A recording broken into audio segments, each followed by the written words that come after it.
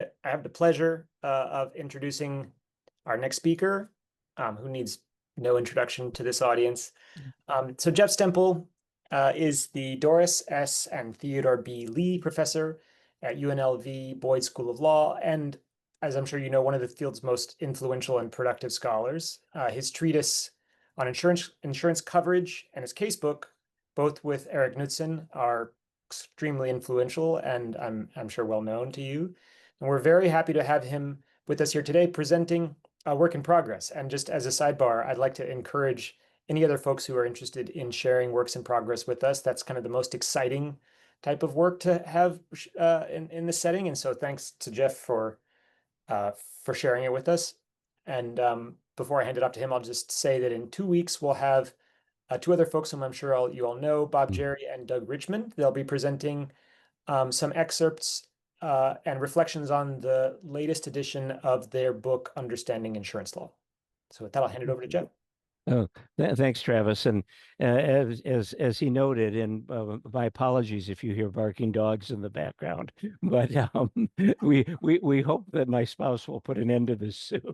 But in any event, I wanted to do this as and it's an only partially baked idea. And after the experience, perhaps Travis and Peter will want to go back to more fully formed presentations. But it occurred to me that there is a problem of lack of definitions as to relatively frequently litigated and divisive terms in insurance policies. And so if you're going to suggest a canon, it has to be in Latin, of course. And so I've picked Pertinacia, deciding finally it needs to be spelled with an NACIA rather than ICIAA, as it might have been in the earlier versions that you saw of my abstract.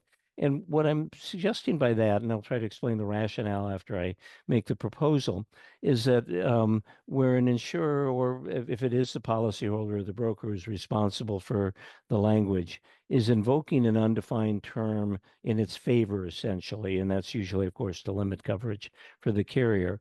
But it's an undefined term that's been the subject of fairly frequent or and divisive disputing and controversy, if not controversy, at least difference of opinion and differing assessments.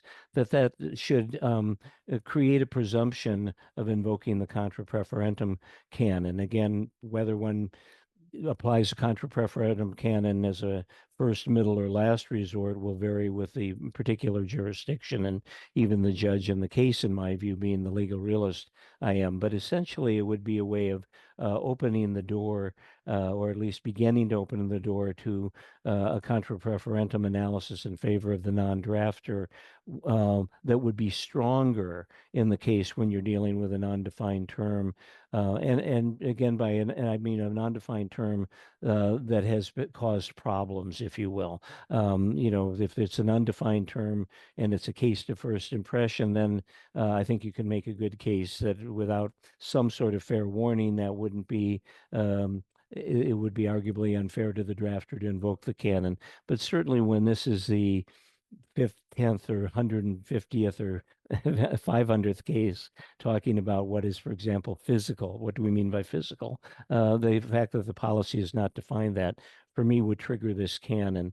And then again, because it's a work in progress, one of the insecurities I have is, well, if this is a canon, it's a 10-pounder, not a 20-pounder, and it's not Big Bertha and it's not a howitzer. But I see it as working in tandem with the contra preferentum canon. And so my methodology for it would be you do the normal sort of statutory interpretation methodology that prevails in that particular jurisdiction. And then at least if we think that California is still a more contextual jurisdiction, you might end up resolving the matter by context alone. But if you're a more strict textualist and your analysis is, well, you're pretty sure what the word means, but it's an undefined term, that you being the judge would be more receptive to conceding ambiguity and treating it as a policy term that lacks a so-called plain meaning or ordinary meaning that is usually the gateway to whether you're going to do further analysis or not. So it's a presumption, in my view. It's a rebuttable presumption to the extent that there might not be fair warning, but otherwise would move forward with it. And again, I just want to, I'm certainly open to suggestion about anything from drop this idea to you really need to give it a different name. But pertinacia in Latin, as I understand it, can have these double meanings like so many other words. Are we talking about being defiant or stubborn, or are we simply being firm or constant or persevering? I think it's stubborn, but strategically stubborn and self-dealing to some extent when contract drafters know they have a term that is going to be giving rise to some sort of dispute, but then are not are not putting themselves on the line with the definition that they're willing to live with in case after case after case. So that's why I prefer the notion of pertinacia as being stubbornness, but as I would say, strategic stubbornness as well. And I don't think if there's some merit in this idea, I guess I would say I don't think I'd want to confine it to insurance. I think of it as being more applicable in insurance, and this is an insurance workshop.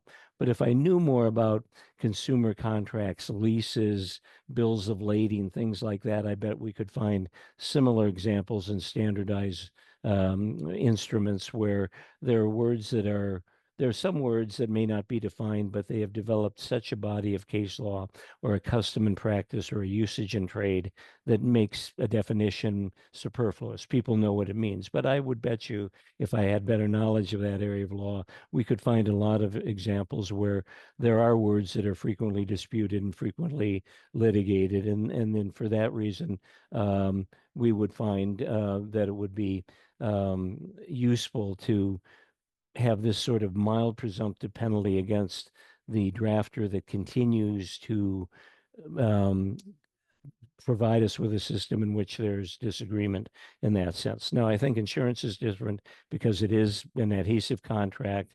In general, and except for big commercial interests, you don't have collaboration or negotiation with the stakeholders. It's aleatory, meaning we really don't know if the exchange will be equal or not. And in my view, there's insufficient regulatory scrutiny of the policy terms. Regulators are overworked and simply not able to do it. And then, in particular, I think one of the real problems, and this is a problem for me with the plain meaning rule and textualism generally, is the problem of false consensus bias. Larry Solin's classic article in the Columbia Law Review, oh gosh, maybe 20 years ago now, basically, gave language to judges and to respondents and said, what do you think this language means? And they say, I think it means X. How confident are you that everybody agrees? Oh, nobody could see it as meaning anything other than X. And then when you actually show that language to other people, you get a lot of people thinking it means Y or Z or something else. So I think courts just need to be more open to the possibility of lack of clarity in the language, and in particular when the term is not defined. Now, that's not to say we don't have a lot of definitions in insurance, right? We've got 25 or 30 definitions in the average CGL, somewhat fewer in a property policy, but that's in a pretty long page. And we already know that the insurers have been able to put pages and pages of conditions as well as exclusions. And so I'm not suggesting that we have a policy that gets 5 times longer, but I would like to have certain frequently litigated and critical definitions at least considered, or terms rather considered for definitions in this particular matter. Then I also want to give you some examples, and again, this may vary by the type of policy. And as Dan Schwartz has demonstrated, policies are not always uniformly static, as we realize. Carriers modify the basic ISO forms and so on, but we still see in many, if not most policies, no definition of what we mean by accident or hazard or physical, or what do we mean by tangibility. By loss, do we mean you're deprived of able to use it, or that it's actually been taken from you? Actual cash value is emerging as an exception, but that's not very well defined as well. And of course, standing alone, what does it mean? Does it mean full contextual consideration? Does it mean market price? Does it mean cost plus depreciation? Care, custody, control. Collapse is being defined more, but not uniformly. What do we mean by direct or indirect? Vacancy and occupancy sometimes defined, not so much. Period of restoration, not so much. What in the world is experimental treatment and health laws? And some policies would leave you guessing. Even motor vehicle, and this is of course a case that Eric Knudsen, my co-author, loves, where a court in Canada decided that a toy truck was a motor vehicle and hence applied an exclusion. Well, maybe we ought to define these sort of terms. What do we mean by inherent vice? And of course, a frequently litigated issue has been, well, what do we do in a multi-year long tail tort for liability purposes? Are we going to use the all sums approach, or are we going to use a pro rata approach? And we argue, well, during the policy period means we have to be talking about the injury. Policyholders argue during the policy period is just a triggering or scope provision. That could be clarified by carriers and has not been. Whether we have recoupment of defense costs, carriers will assert that right and assert it in a reservation of rights letter, but that's been relatively unsuccessful in recent years, and it's been rejected as a way of having a right to recoupment in the ALI.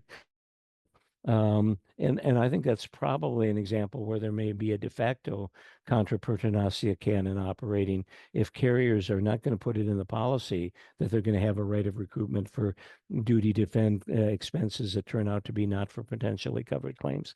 You should have it in the policy. And if you don't, there are all sorts of reasons why it is not appropriate to do that. So we've had some movement in these issues, but in my view, not enough. And I would be open, I would certainly concede that sometimes your definitions come through a side door of exclusion. So, for example, if you do have virus and bacteria and pandemic exclusions in a policy, you've sort of answered the question of whether by physical injury you can mean the presence of a virus or a bacteria or something of that nature. But you can still be question begging. This case that I put on this slide, Great Northwest, is an interesting one for me, where the Minnesota Supreme Court, in basically a win for the policyholder, gave the insurers something by letting them pay less on a damage claim because it had language that said, well, we don't pay for overhead or profit in a re-roofing case. But this was in a replacement policy. And it seems to me if it's a replacement, you have to pay the cost of getting it fixed. But of course, in roofing, it may be fairly easy because they have line items. But otherwise, what do we mean by overhead? What do we mean by the profit? Do we mean net? Do we mean gross? Do we mean something else? And we know insurers know how to define things when they want to, and I won't linger long over this dense packed slide, but we have a lot, so certainly the ability to do that. And the inevitable conclusion is when it's in industry interest to define, they do. And we have definitions in some of these more specialized policies as well. Jeff, can I just And quickly, I just have a very naive question to go back to the last slide. sure. So there's definitions of all those things, but then how often are those litigated? Because the definitions require further definitions, because I'm sure, right, it seems like how much help is it to have the definition of whatever, that slide went by so fast and there was so much on it, but You mean for the examples, these? yeah. Okay. Defining sickness or defining volunteer worker or whatever it is. Yes.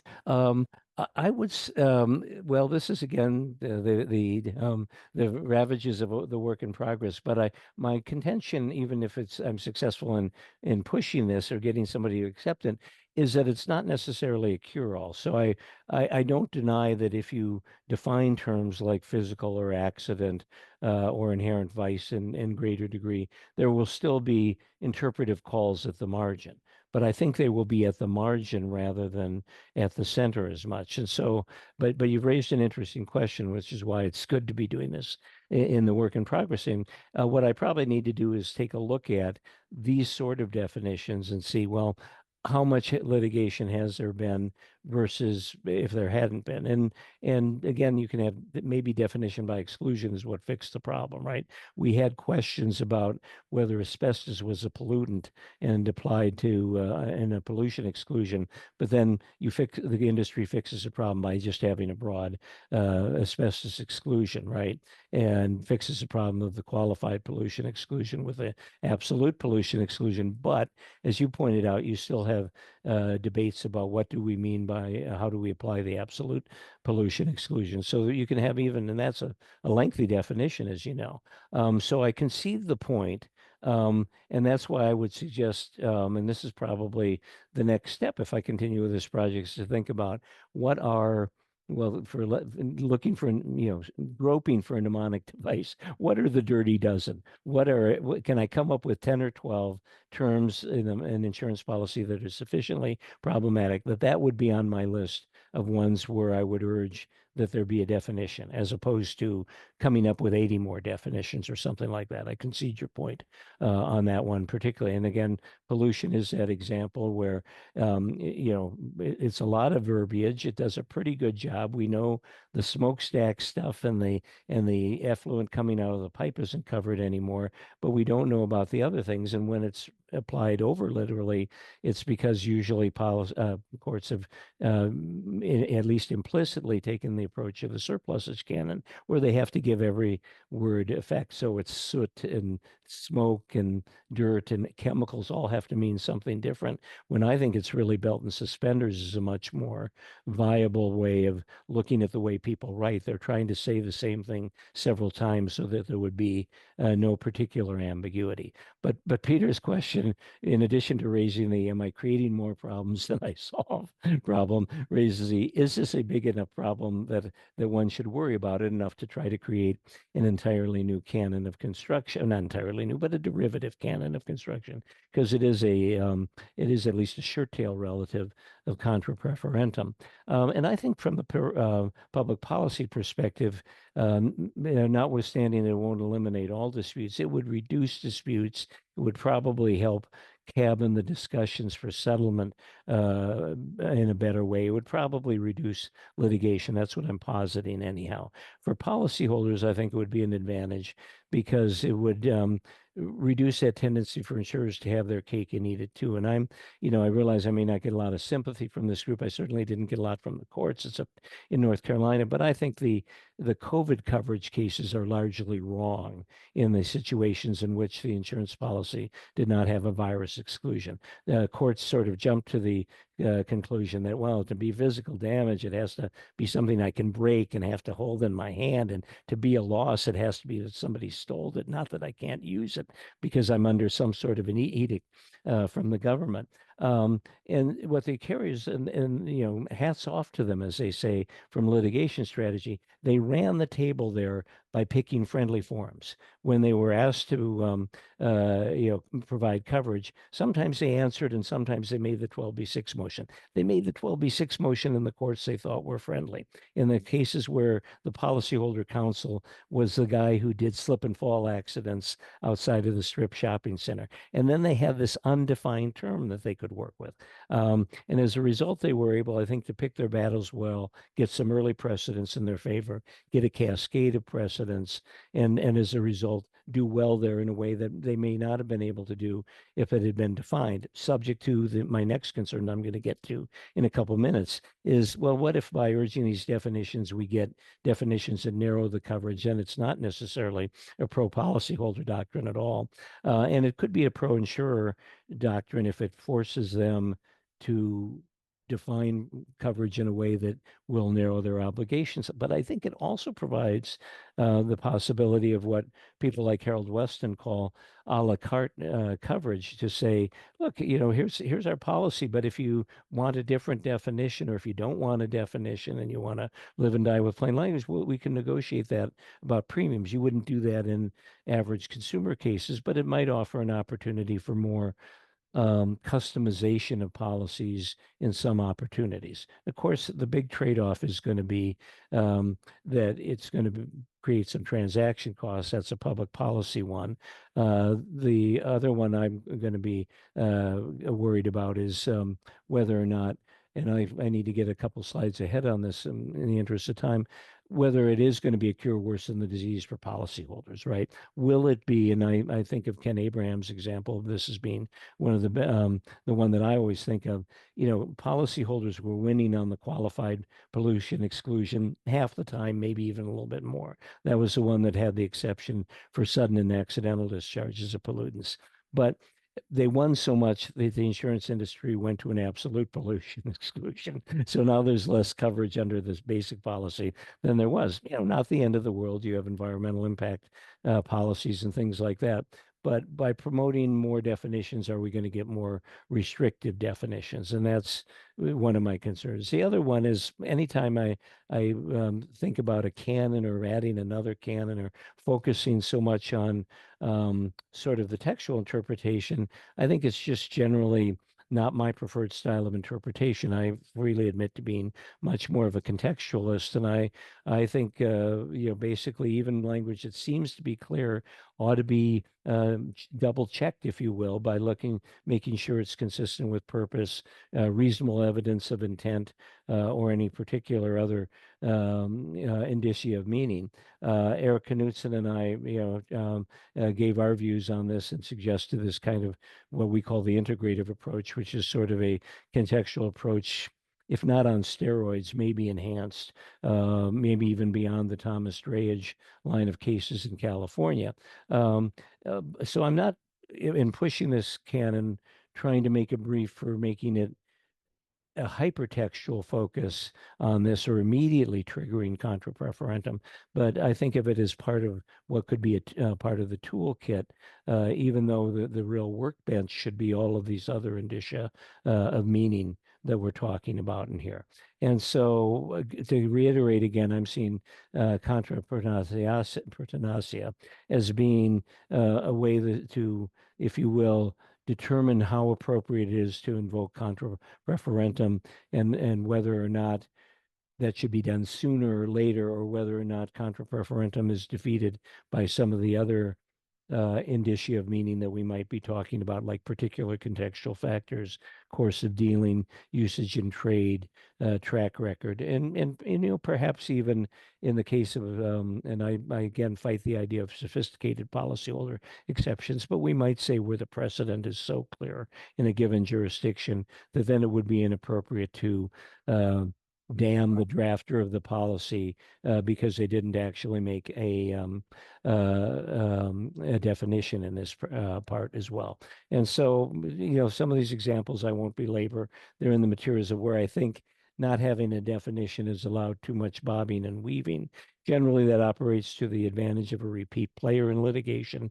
Insurers are the ultimate repeat players. So in general, I think they're going to do better with undefined terms than policyholders will, unless you have a contra pertinacia canon in some sort of form, or at least a contra pertinacia notion that accompanies the use and application of the contra preferentum duties as well. And so I won't, I will take a couple minutes more. I think rather than talk some more about why I don't like you know, some of the arguments or some of the comments I've already made here. I do want to, you know, again, just briefly acknowledge arguments we've already surfaced today against this, right? You already have the contra preferentum canon. Is contra pertinacia making it too good for policyholders? And I think no, for the reasons I've mentioned. Also, are we going to turn insurance policies into just from thin phone books into thick phone books by adding more definitions? And to go back to Peter's question, are we really just moving the ball further downfield only to have the interpretive battle on the other half of the field rather than that? And then the be careful what you wish for argument as well. But part of what I think folks who make a judicial efficiency argument for textualism overlook is that people like Knudsen and I are not saying that courts have to go to an extensive contextual or extrinsic evidence analysis with every case. It's an adversary system. So if the judge looks at it and goes, I think it has a plain meaning, you know, and the advocate on the other side doesn't have a very good response, fine, let that judge err in that plain meaning. It's not a European system where the judge has to be the investigator, but where the person who is arguing against what the court thinks is the plain meaning is actually presenting counter arguments about alternative constructions or extrinsic evidence or contextual evidence or other material. And at that point, the court has to consider it in the same way that I think a court should be willing to consider a contra pertinacia argument. Well, Judge, you think that's the plain meaning, but it's an undefined term. And so because it's an undefined term, I'm now going to, in my brief, present you with these alternative definitions from these 56 dictionaries and a different AI result, perhaps, and maybe even a different corpus linguistics result, and these contextual factors and the understanding of the parties, and dare I say it, the reasonable expectations of the policyholder based on this series of events that provides the context. And under those circumstances, I think it should be incumbent on the courts to consider these things and to at least weigh the absence of a definition in making its decision about how it's going to construe the words. If, on the other hand, there isn't that sort of advocacy going on, I can understand the lure of efficiency of saying, yeah, gee, as a court, I'm not going to do all this spade work on behalf of the parties. It looks plain to me. It looks plain based on my first blush of what I think ordinary meaning is, and that's fine. Now, again, there's a problem there in that advocacy is not equal. The asymmetry there may create results that become problems. And then if they become precedents, then maybe they become entrenched problems. So I want to think that one through a little bit more. Then there are various other views of, and I realize I'm running against the theory, at least, Ken Abraham's article, rereading it again the other day, noted in its difference between sort of a negligence standard of contra preferentum versus a strict liability standard. Yeah, I'm perhaps unfair, but I sort of see them as saying, leave well enough alone about contra preferentum. Michelle Boardman is saying contra preferentum is going to be here to stay because of the advantages of ambiguity as well, and because we have the precedents and as well, and she's also somewhat leery of the penalty for default aspects of contra preferentum. I just disagree, and that's why I think contra pertinacia would be a useful addition to the canons if properly applied in its restrained fashion that I'm suggesting. And I think with that, if I there's I won't go further. You've seen my materials before on some of these things. What again I would just say is, and this is another problem of the work in progress. As I look at it again, I think, well, this would be a good idea, but the really good idea would be to just have a richer form of analysis and to also appreciate that despite the fact that insurance policies are contracts, they also have other aspects to it. On this slide, some of the things, I've pushed both the product liability and the private legislation and the social instrument theory. It's been noted it's a regulated industry, it's kind of a public utility model, a type of governance as well. But I think contra pertinacia fits with all of those models in terms of trying to think about what is the function of an insurance policy and how should it be applied in this particular dispute. Let me say one more thing before maybe one or two more things before opening to questions. One would be there may be some people out there who want to dwell on the distinction between interpretation and construction, which is generally viewed as interpretation. What do the words mean? Construction, how do we apply the words for legal effect? I'm basically, for purposes of this analysis, collapsing them together, right? I think one begets the other, and I don't see leading advocate of keeping it as a distinction and seeing it as useful as probably Professor Larry Solom. And I don't dispute that, but I don't know that it's particularly helpful in this context, where once we have the interpretation, the construction will come when we then decide whether contra preferentum needs to be used in this particular context. And for those who may have looked at the other slides and want to address this, there's an interesting case that opens up this whole door to whether, because of a very interesting concurrence, as to whether a use of generative AI is a useful thing to help guide judges as to what meaning means. But this is a case that involved what does landscaping mean? And landscaping is not defined in the policy. What happened is the business, the policyholder, did yard work, which included taking a trampoline and putting it in ground while doing the other work on the back of the yard. Sure enough, a kid comes over to play at the family house, gets hurt on the trampoline. The family is sued, and so is the contractor who is insured for landscaping. And the insurance company says, well, putting the trampoline is construction. That's not landscaping. We're not going to cover it. And ultimately, the case is decided in favor of the insurer because there was a very specific application form that said, do you do recreational building or do you do construction work? And the policyholder said no, and that was considered to be disqualifying, either on misrepresentation grounds or the idea that the application became part of the contract and therefore defined their work as not including that sort of thing. But if we just had kept it a pure case about what is landscaping, I think contra pertinacia would be a valuable canon there to say, well, you didn't define the term and you're selling this policy to a guy who does yard work, and yard work, you may be going beyond landscaping if you're building an alternative dwelling unit in the back, but if you're putting in statues or bird baths or other things, where does a trampoline fall? Well, maybe we don't know, but at this case, giving the benefit of the doubt to the policyholder struck me as what would be the right result on that particular one, and where that canon could be helpful in these types of cases. Now, the problem with that, of course, is it may not be a frequently litigated enough issue to justify the invocation. I haven't thought through what the triggering point on that would be.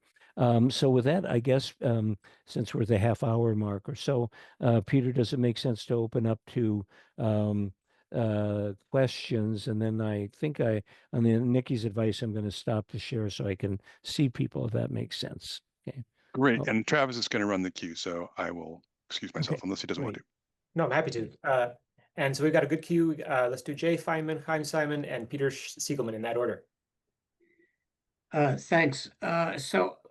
Jeff, I'm having a little trouble understanding the scope of the doctrine. So let me ask the same question in two different ways. If we were to graph the universe of interpretation issues, we would have one circle which was clear, plain meaning. We would have one circle in which contra pertinacia might apply, one circle in which contra proferentum might apply. I'm having a difficulty understanding the difference between those last two circles. I think they substantially overlap, if not totally overlap. Second way I'll ask the question, you have the case of a lawyer arguing in front of a judge. Judge says, well, this is plain meaning. Lawyer says, judge, here are 50 cases in which this term has been disputed. Why isn't that a basis for contra prof instead of just contra pertinacia?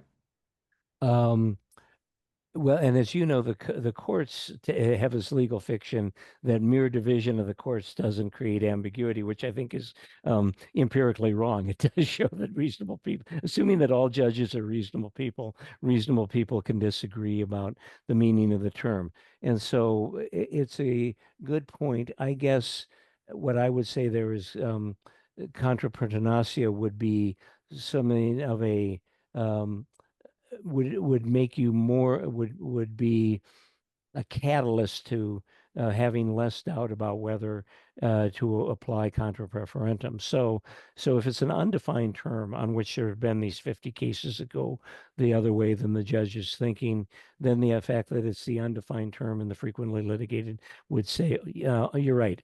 I'm not going to follow the dogma of mere disagreement of the courts. Doesn't make things ambiguous. But on the other hand, I don't disagree with your point that you could get to that result. I would be very comfortable with that result, even if you didn't have contra pertinacia as your additional factor, your feather on this, your thumb on the scale of whether to apply contra preferentum. As to the other point about this, about the circles, I freely admit to the overlap. I'm not, as sure about congruence, and I need to think about that a little bit more on that. And at the risk of asking a favor and also opening myself up, if you can put that to me in an email as a way to kind of focus on that and think about it a little more, I'd appreciate that, actually. Yeah. I'm Simon. Hi, thanks. So one question that, I've often talked with students about Chaim, is, are you cutting out, or is that me? hi, can you hear me? And now I'm hearing you. Yeah. Yeah. Okay, sorry about that. So the examples you gave, and I did come a few minutes late, so correct me if you didn't, but I think you gave examples of basically coverage terms, right? What about what I would call the structural questions? The duty to defend, which, has about 3 words in it. The duty to, settle, or whatever you want to call it, which has 0 words in it. In other words, one could take the view that, look, leaving aside the things that are one-offs of, even the pollution exclusion, that stuff is common, but ultimately one-off. But then there's like these core aspects of the way the duty to defend and the duty to make settlement decisions work that have like almost nothing in the policy. So would you say, look, it should always be the most pro-insured version of that, because you guys could have written exactly how you want the duty to defend to work and not leave it up to the courts. You could have written how you want the duty to make settlement decisions to work and not leave it up to the courts. You didn't. Therefore, so in other words, I'm trying to get you to say, is this about the type of things we think about as interpretation? Yes. Or I don't know if they're construction, but the whole edifice of insurance law, which is sort of almost not even tied to policy language. And then you may have just given me an example of where there is a difference between construction and interpretation. So, and frankly, I like the idea, even though I may get some pushback about whether it's true to pro policyholders. So, as you know, in the jurisdictions and certainly individual courts seem to vary a little bit about, are we doing it on duty to defend? To keep going with that example, are we doing a strict 4 corners, 8 corners analysis, or how much extrinsic material can I look at to defeat the potential for coverage if I'm an insurer who doesn't want to defend? And I like what I perceive to be your proposals. Look, if you said duty to defend without anything more, then of course it's a pure 4 corners, and we're not going to look beyond it, and you're stuck with it.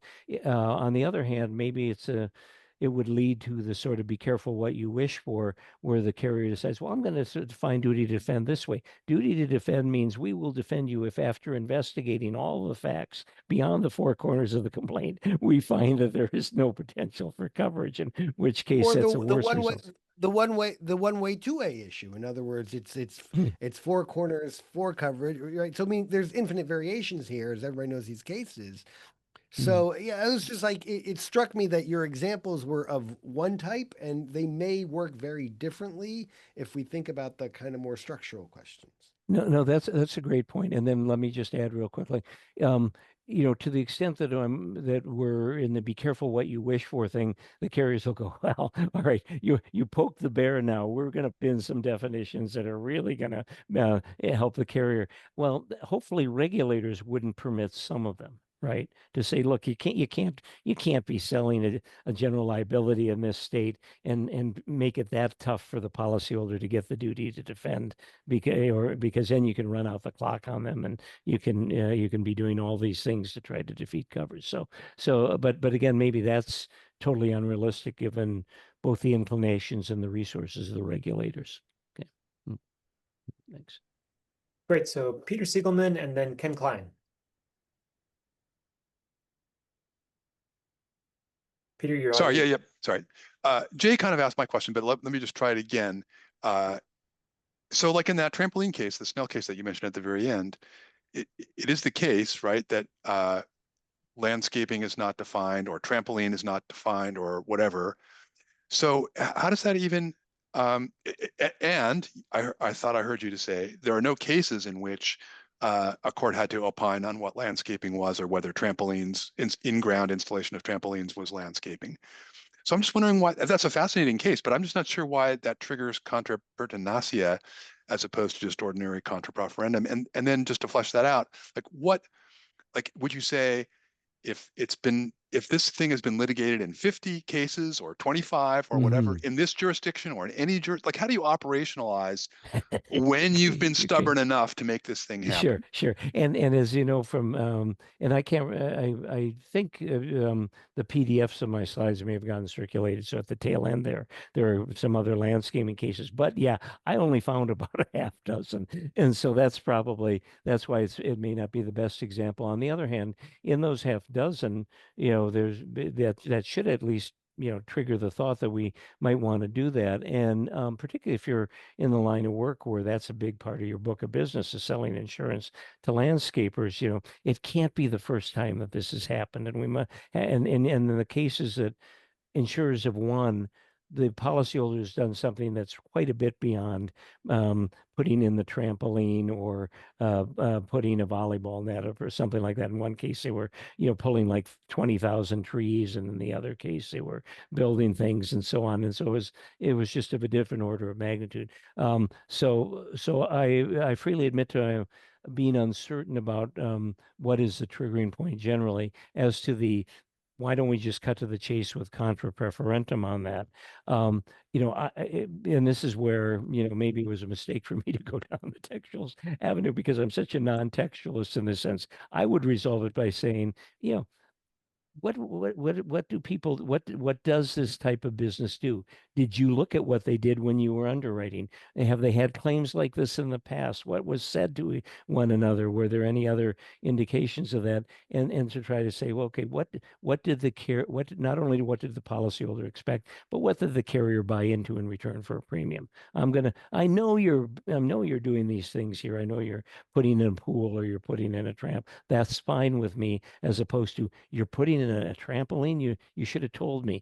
But all that said, I think the fact that it's an undefined term, if nothing else, should make the courts less hesitant to apply contra preferentum, either at the first, middle, or last resort on that. And so I see it as, and certainly if it's undefined, I guess I would be more comfortable with what as I read the Ken Abraham Michigan Law Review article from 30 years ago, with the so-called strict liability view of contra preferentum, where the insurer can't fend it off by saying, well, could you have written it what could you have done, or would the policyholder have wanted that, or any of those things? The fact is the language is not clear as applied to this situation, and you didn't do anything to try to help it because you didn't try to do a definition. Great. So Ken Klein, and then Mark Mayerson had a question, and then I'll put myself on the queue after that. Okay. Jeff, I like a caller into a radio show. I have a comment and a question. So, Okay. so my comment is on the likelihood of achieving your goal of reducing litigation, and it is simply that I think we have a long history that both insurers and plaintiffs' attorneys have found it the incentive architecture to put it in their interests to dispute claims and result in litigation. And I am very skeptical that this puts a significant thumb on the scales of those incentive architectures for either of them. I suspect we'll have just as much litigation after as before, but that's just one person's point of view. My question is, and by the way, I do not find your idea half-baked, but I find my question may be, is that I have three factors that I wonder if your proposal needs to account for, and if it does, how does it account for? One is that the overwhelming number of policyholders never read their insurance policy. They have no idea what's in it. The second is that at least some policies, for example, a homeowner's policy, the policyholder does not even receive the policy or its language until several weeks after they have formed the contract and paid for it. And then the third is the recent work of Dan Schwartz, Brenda Cood, Kyle Loge, and Marquez Alcala, that the higher confidence the policyholder has that they understand a coverage clause, the more likely they are wrong. Yes. And again, at the risk of being too much of a broken record, that's one of the reasons why I'm skeptical of all of these sort of work against the textualist turn in American law generally. And again, I should differentiate, I think one of the most successful agenda entrepreneurs in law, of course, has been Anton and Scalia, right, in terms of pushing and whatever the deficiencies that has for statutory interpretation, it has more of them with contract interpretation, because we're not talking about decrees of the sovereign or putting people on notice about the law. And so if you don't have reading and you don't even get a chance to look at what you bought into, and if people make these cognitive errors about their understanding, would all suggest that you certainly don't want to rely exclusively or maybe even too much on text. On the other hand, you have to memorialize the agreement. And this is a thing that, Knutson and I were pushing, that some of you have heard me on the soapbox before. A contract is an agreement, but the policy or the writing is a memorialization of the agreement. And of course, everybody talks about the paper as though it's a contract, and with the insurance policy, because you don't really dicker over it or see it beforehand, maybe that is the contract, but it's also the product. But I guess what I'm trying to do is, with this modest proposal of the Contra Pertinacia canon, is that accepting these infirmities about and that there is this lack of dickering, lack of reading, lack of accurate perception of the meaning of the words, or even close scrutiny of the words, at least by the non-drafter, that there should be a vigorous contra preferentum doctrine, and as well as a contextual approach, and that the Contra Pertinacia canon provides some additional help to lowering the resistance to contra preferentum that at least I seem to see in some judicial opinions. I don't think it's as bad in American courts as English courts, where if you read some of these House of Lords opinions and you see people torturing themselves to find the right meaning of the words, you think, guys, can't you just step outside the box a little bit and ask yourself what the policy was there for, right? But if you're not going to get people to step outside the box and do that kind of contextual analysis, I'd like courts to be more receptive to contra preferentum for exactly the reasons you pointed out. Because basically the language is being foisted upon certainly the individual consumer and even the business consumer. Great. Mark, do you want to ask your question live, or? Sure. Ask live. One, on this definition point, of course, impaired property is defined in the policy. Two, we don't have choice of law sorted out, but that's not my question. The question goes to doctrinally. We sort of set up the game that court outcomes are the idealized result that should have occurred in the claims department.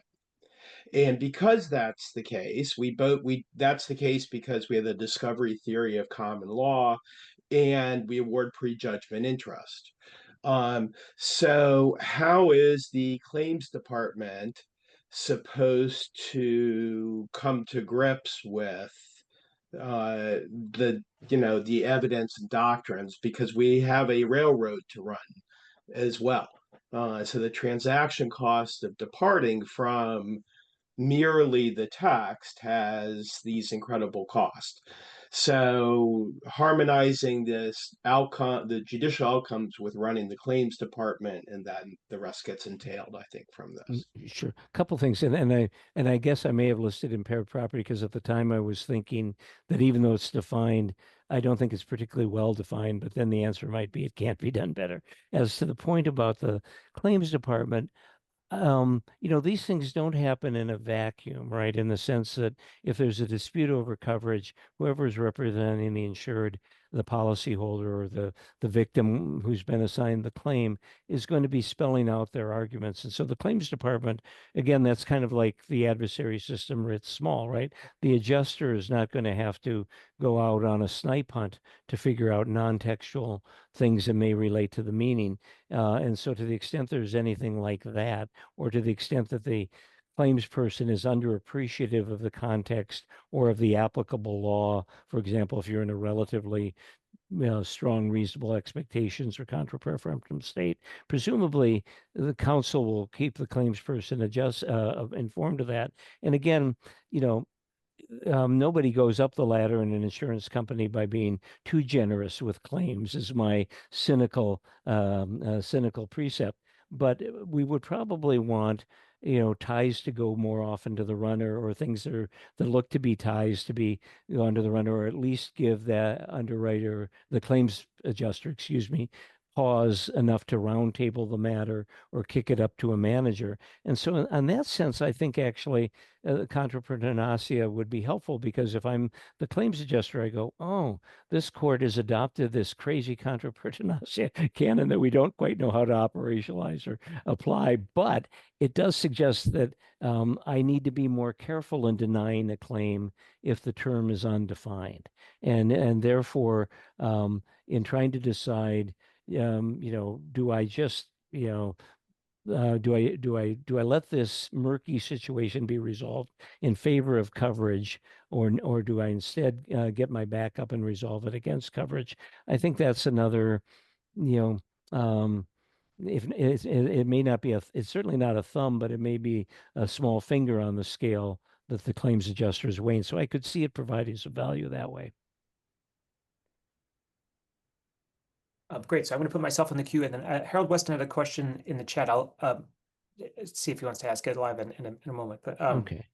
So when I've taught contra preferentum, just to introduce the principle, I've always sort of said, like, well, the strongest case for it would seem to be a situation where an insurance company litigates an ambiguity in a policy in one court, and then the same insurance policy comes back the day after and tries to argue that it's still ambiguous, so that they should somehow like be able to act as if they weren't aware. I mean, it would be an even better case if it were a year later, right, where they had the opportunity to revise it upon renewal of the policy. And so I'm wondering whether that, in the sort of is like the clearest case for the principle that you're talking about here, like whether the identity of the insurance company vis-a-vis like prior litigation. Okay. And you could even make it narrower than that. You could say like it would be even stronger if it were not just the same insurance company, but also the same policy, but also the same jurisdiction, and then you kind of like, and there's some sort of like gradations going out from being in this court, with this policy a year ago, and the farther out you get from that, the weaker the principle would get.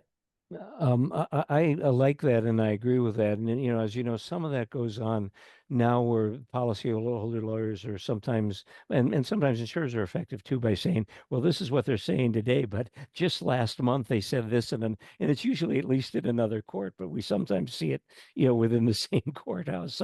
And so I like that idea, that to the extent that it's the same carrier, the same jurisdiction, the same courthouse, the same law firm. Right. And of course, that's another hobby horse of mine, is that lawyers don't take positional conflicts very seriously. They argue A and then they argue B, even though the precedent in A is going to hurt their client in B. But I like that proposal, and that would be one fine tuning that I would accept as kind of a friendly amendment if the idea has merit at all. Right. Yeah.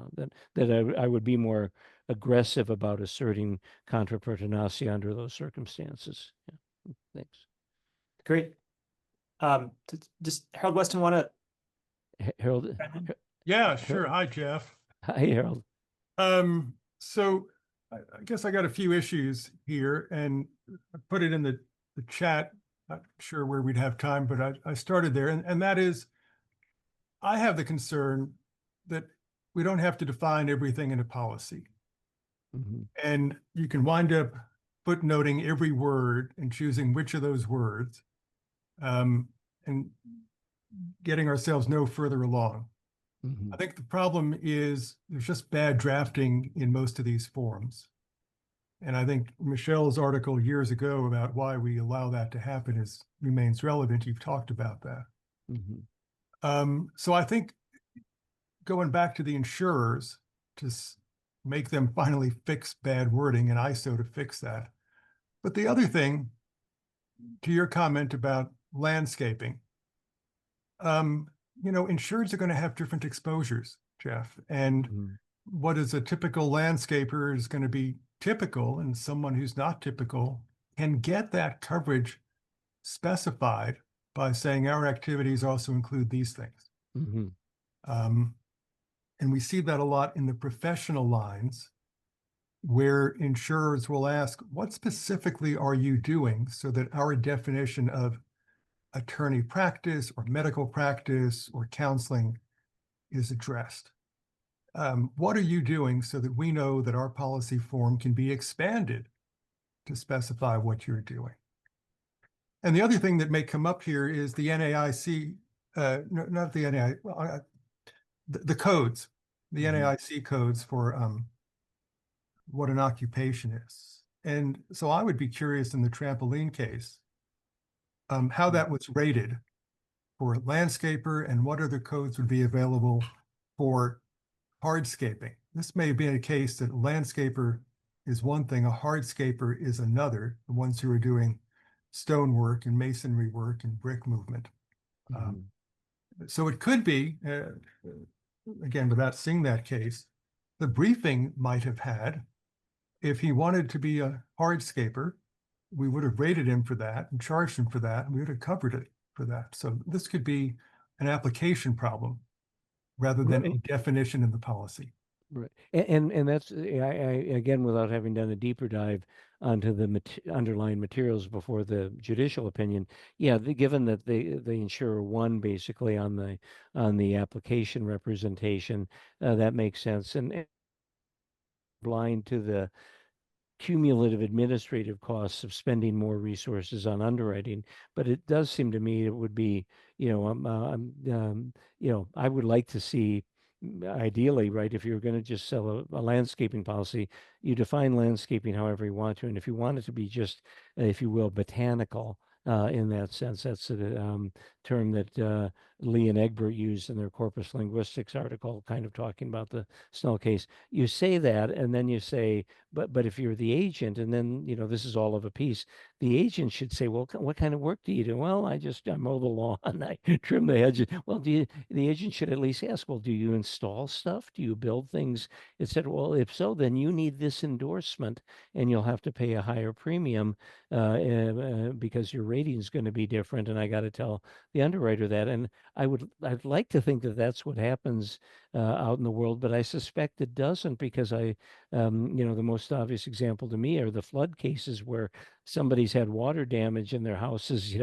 80 yards from the ocean, and they got hit by a storm surge, or right near a pond, and the agent basically talked them out of flood insurance. So I think that's a problem. I think because I have no problem with carriers getting a premium that's commensurate to the exposure, but I would like to see them give the policyholder the fighting chance to purchase the coverage that's appropriate for that exposure.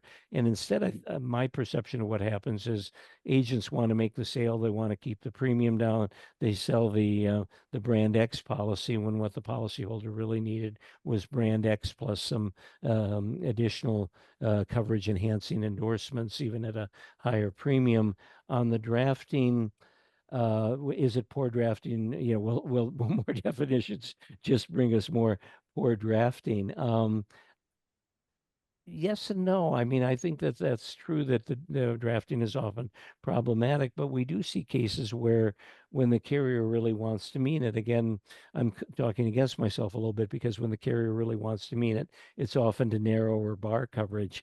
We see the asbestos exclusion, we see the CERCLA exclusion, we see a cyber exclusion that's pretty tight. And so maybe I'm nudging them to narrowing coverage in other ways if the policyholder were adequately informed. But then now we're up to Ken's point that people aren't reading these things, they aren't getting the policies. So maybe what I'm really picking at is that we need agents who, and brokers for that matter, who are, in the case of more sophisticated policyholders, that are really more integrated into an effective underwriting process, so there aren't unfair surprises.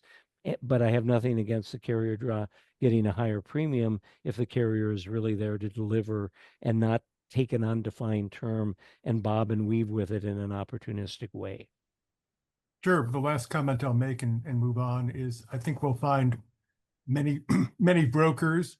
There are many good ones as there are bad ones, and many buyers of insurance who just say, well, this is what I do. That's good enough. Get me the Yeah. policy. Right. So And no, it's a a million communication cognitive things problem there. Right. A million cognitive things are working against us. You never think it's going to happen to you. So of course I can save a few hundred or a couple grand on premium. Nobody will ever get hurt on the trampoline that I put in the backyard. Right. So, yeah. But Well, great. I mean, I think we have about 30 seconds left. So, unless anyone has any burning questions, I'll thank Jeff. Yeah. So thanks. I haven't offended people quite enough to No, get I mean, any it's a more in the very queue. lively conversation and a fascinating paper or a work in progress. And so as it progresses, please share it with us. I look forward to seeing how it goes. And thanks again for Oh, sharing it. terrific. And I'm happy to stay on for a few more minutes if anybody has Okay. lingering questions that are more small group apt or something. Yeah, Great. Thanks. Appreciate it, everybody. Thank you. And looking forward to the transcript of the comments. I got to run to get home. Thanks, Jeff. Thank you. Mm. I'd love to stay on if you have a few minutes, Jeff. Oh, sure. Absolutely. That sounds great. Oh, let me, can yeah. we do Marcos's question? Sure. His hands up. Great. Yeah, this is really interesting to me, obviously, and it's good to see you, Jeff. When you're talking about asbestos, for example, and the carrier gets a bad decision, so they just say, well, we'll just exclude it. We won't have to worry about what, pollution is. But what happens when a carrier with your, the idea of your Canon, what happens when a carrier gets a good decision off of bad language? And they go, well, I'm not going to change it now because, why should I poke myself in the eye? How does that work? That's a great question. And some of you may have had more experience. I had a colleague from my former firm who went in-house at a big insurer and did it for a couple of years, and then went back to the firm. And I said, "Oh, how was it?" She said, "Oh, it was awful. I was in policy drafting, and we had all these endless meetings just to try to get to particular language or something like that." And so, one of the things that occurs to me, even though nobody said it, is I'm perhaps being unrealistic about the transaction costs of a modification of a policy or a definition. At the same time, we see from Dan Schwartz's article, you see a lot of people have been modifying the standard policy. I think, and this is, I think, what I regard as sort of the Boardman thesis on this too, is that, there's so much power to giving yourself wiggle room. Right. So what you've described is a situation in which now the carrier has this great precedent in its pocket. It can pull that out. And why in the world would it want to do anything to mess that up on that? Now then, and so it's hard for me to think of a situation unless they're forced to by regulators or other court decisions that could come back to haunt them in another way.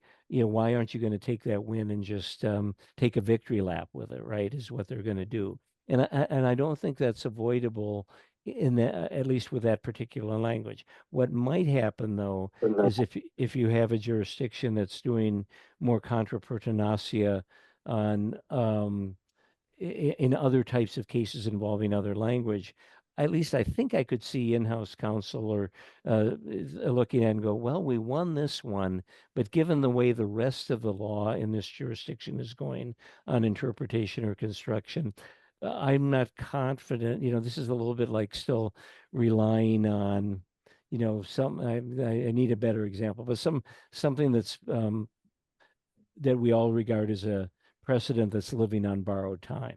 So if it's living on borrowed time, should I get ahead of the curve and put in a definition that fixes the problem? I could see that happening, but I kind of grant your point. It's probably not going to happen until that decision that was favorable gets undermined in some more obvious way. I think it could be undermined by turns in the case law with other language and other products and other participants, but it's probably going to have to be, oh, another court. And of course, this is one of the things. I know there's a little bit of a tangent on my part, but California has a rule that once an appellate court has decided an issue, that's the law of California until the Supreme Court changes it. And in a state that big with 4 different appellate courts, I've always thought that was a little bit nuts because I would like to see more cross fertilization. Well, the first district said that this means X, but we here in the second district on our panel have taken a long look at it, and we think it probably means Y. And I would like to see more of that, even at the cost of some uncertainty, so that you get more dialogue trying to reach what I would regard as a better result. But in the states that don't have that, or where there's great difference to the first panel to decide the issue, I think you've just given me a situation where I would have to concede, well, that's probably just going to be the way it is. Nobody's going to change that language until that precedent changes. Yeah. Yeah. But Thank good you. point. Yeah.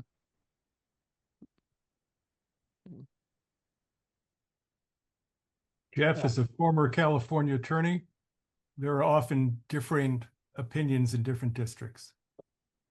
Yes, but am I wrong that at least they're supposed to not be revisiting the same legal issue if it's that's not to say that there can't be different facts, etc. I don't recall that. That may be different than when I was practicing. Okay, because I know you were in the Bay Area for a long time. So, but certainly the lawyers I've talked to have sort of said once you get the panel decision from one of the appellate courts, that's kind of it, unless you can get the Supreme Court to take it on a writ. And that seemed to have been the case, still is the case really with the Qualcomm decision and attachments with excess policies. But I go on a tangent. Let me, Travis, can I get the Sangari question? Sure. And Jill, did you have a question too? Yeah, count me in. I know I'll have further opportunity to talk with Jeff, so.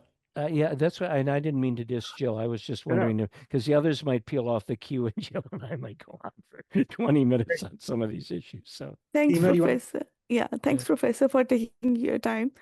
My question is that since I work for a carrier and I'm trying to understand as a carrier, what would be your suggestion considering that we sell our policies to different states? So like you said that one jurisdiction might consider different definition and the other jurisdiction might consider different definition. So how as a carrier we can handle like multiple jurisdictions considering this concept? No, that's a great question because every policy, almost every policy I see, then has a long list after the endorsements of Nevada changes, California changes, Colorado changes that are driven more by the regulators. I suppose I think it would be too cute to try to do that with definitions. So I think what I would think if I were the carrier's counsel, and again, assuming the business considerations are such that you can charge a fair premium if you adopt language that is more provides more coverage rather than less. So, but otherwise, your drive probably might be to define it for less coverage. I would argue the way you want is you want a definition that meets your risk management goals across the board in whatever country you're in, right? I mean, if you're selling, policies in a really it's fallen out of fashion to talk about third world countries, but if you're selling policies in a place where the risk profile is just different because the tort system is different or the activities that are being underwritten don't present the same risks of loss that they do. But once you're in kind of the continental United States, for example, it seems to me that you want to be consistent across the jurisdictions, except to the extent that you're forced to adopt something that's state specific, like on cancellation or some of the other disclosures. But I have to confess, and this is where I can be I'm willing to be educated on that I haven't always paid real close attention to what the state-specific changes are when you get one of those policies that's that thick and has practically a set of different changes for every state. They're, I've always regarded them as sort of picking around the edges, but maybe they're more fundamental than I've given them credit for being. Thank you very much. Jill, you want to take the last one? Sure.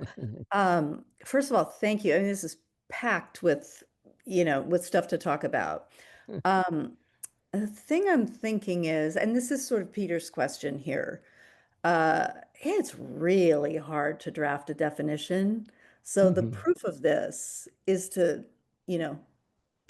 pony up with some definitions for that because almost, I mean, if you really try to establish the metes and bounds of something, especially something as vague, which is almost everything is, then you end up with some kind of weird results, right? Capturing things you don't want to capture, exclude, keeping things out that you don't want to exclude, keep out. I mean, even the example that sometimes comes up is, is the Pope, like, take the word a bachelor. Well, that seems like an unmarried male, an unmarried adult male. Okay. Is the Pope a bachelor? Well, it's, it depends on what we're doing. Right, Speed dating? Then no. What's his Right, there's Tinder no dispute. profile? Yeah, right. Are we speed dating or are we trying to sort people into groups that have experience talking with their spouses? Right. It depends. It's a really, like, even though it doesn't seem like it should ever depend. So what I think, what I would love to do, what I would love for you to do is like look at some of these examples and maybe this is also kind of connects up with Chaim's question about structural differences. Because I think that you're going to find a number of examples. I'm just looking for some, like, let's see. Oh, not medically necessary, but where was it? Well, yeah, maybe medical necessity, right? That's going to be really difficult to create a definition of. That's not going to weed out some good examples. But I think you're going to find some things that just don't work that create the Peter Siegelman problem when you try to define them, and end up having sort of perverse consequences. And then there are going to be others where where maybe there's really more of an ambiguity issue, like true ambiguity, like either or with these frequently litigated things that, yeah, you can just put that in the definition and that solves a big class of problems without pretending that that defining the metes and bounds of this vague category is going to be helpful. So so I have a sense that your class of problems, which is massive, is going to sort of like sort itself into things that are tractable along this, along the, where it's even possible to have a definition. And Right, things, so in some cases, some of these undefined terms could be defined in a very helpful way, and in other ways, they're going to defy a very helpful definition. Right, that was a much shorter way of. No, and because for a minute I was thinking you were going to say, and maybe this is still where it leads us. So the canon really should only be applied where there's an undefined term that without too much effort or collateral damage or unintended consequences could be defined. But where it's one of these more problematic ones, then it isn't very fair to the drafter to say, bad drafter, you didn't define. And in which case you wouldn't want to do the contra pertinacia. But now we've added another layer of complexity and judicial discretion. On that, right? And of course, we could say, well, there's a presumption of applying the presumptive contra pertinacia canon, unless you, the insurer, can say it's going to be a cure worse than the disease if I try to define this, but then it gets to be very situations, and so I think it's a great that's a wonderful observation. It's now it got me wondering, oh, maybe this wasn't the best idea. Or maybe we can't make it workable, but maybe we can. I'm just wondering how tough it would be to, make sure we only apply it in those situations where further definition would be helpful as opposed to the ones where it's too problematic to begin with. Yeah.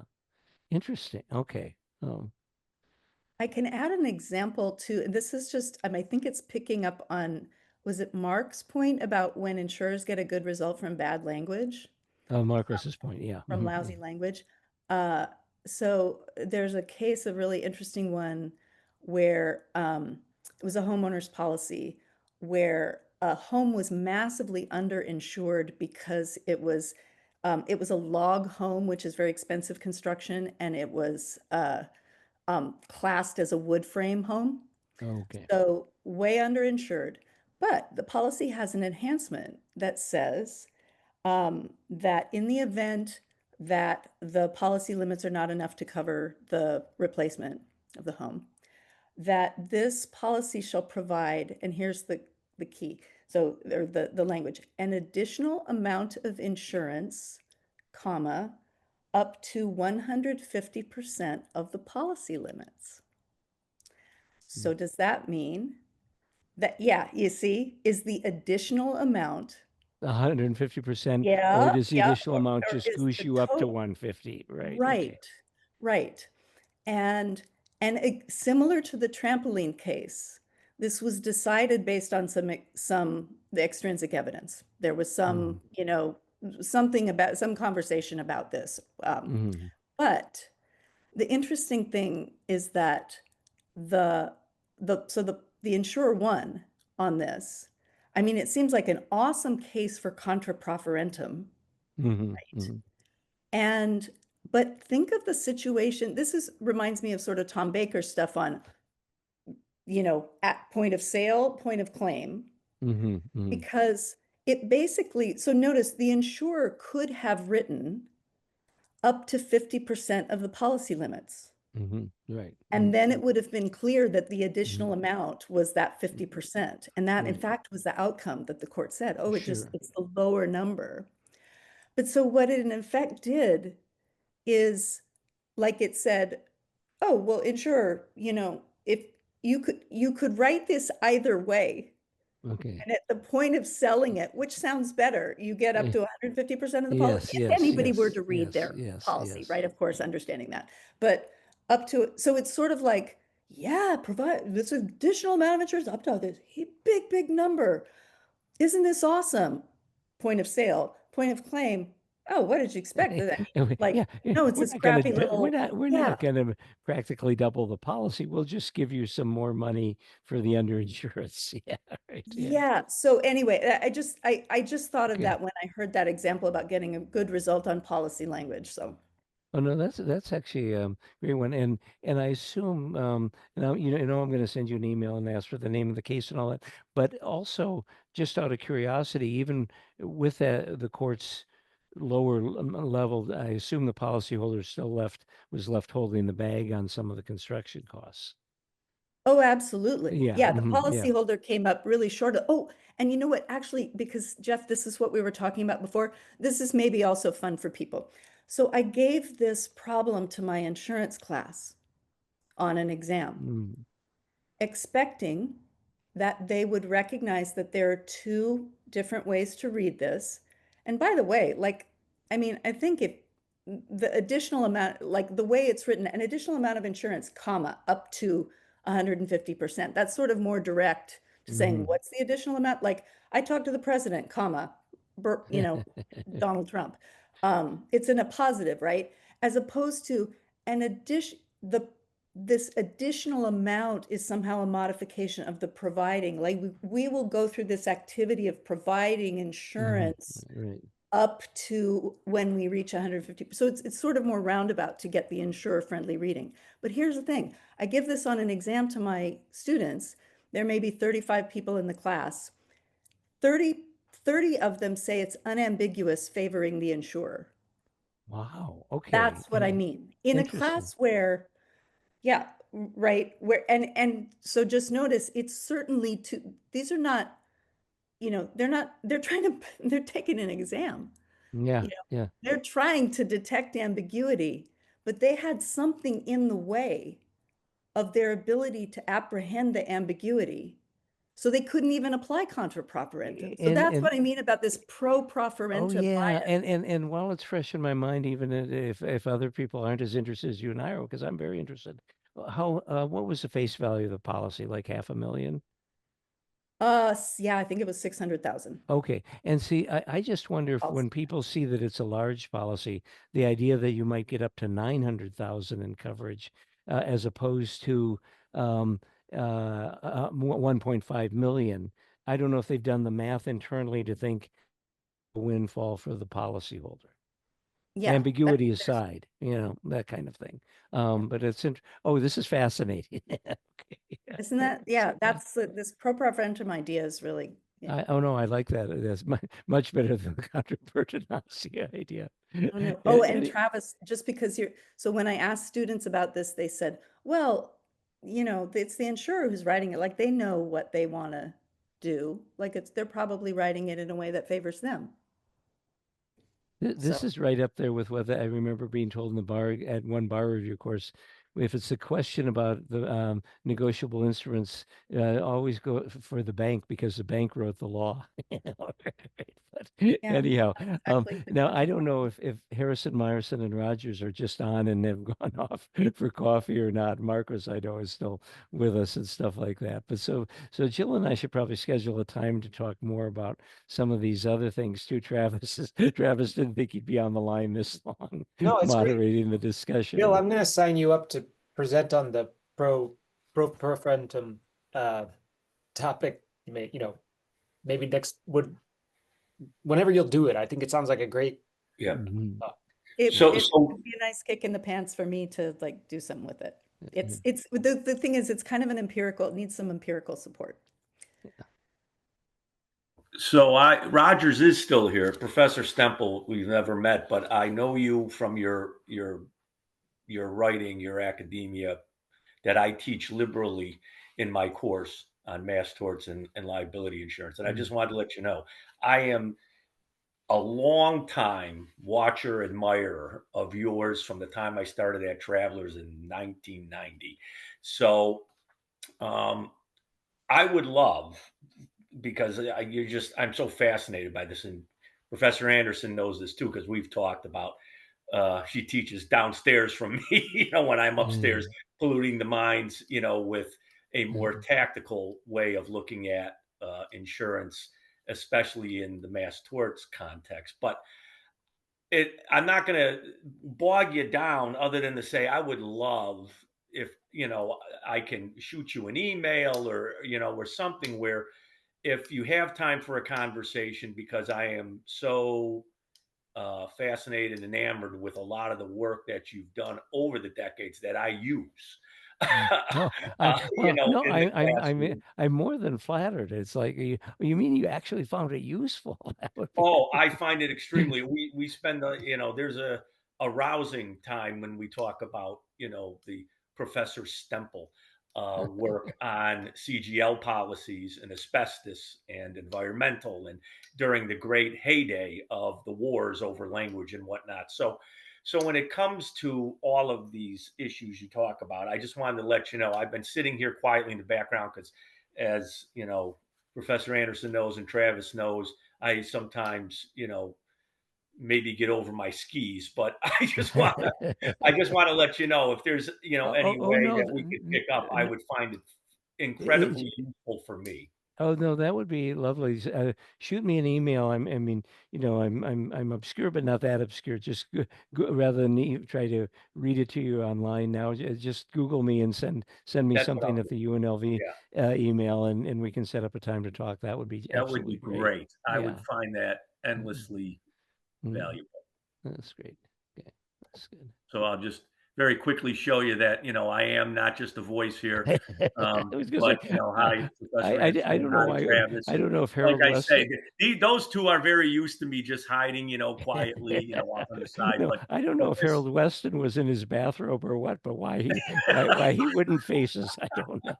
Yes. So like I Yeah. say, I've followed you quite closely for now Thanks. 4 Thank you. I decades. So appreciate that. Yeah, you it's bet. good. Okay. All right. Well, I thank confess- you for everything. This was great. Oh, I thank you. confess I have to run, and I think when I run, the room will That's disappear. right. So, So no, thank you for working over it. I forget it's people are running off for kids and things like that at this hour of the day and age. So thank you very much for Thank you. everybody. And anybody wants to shoot me an email, happy to follow up more on this stuff.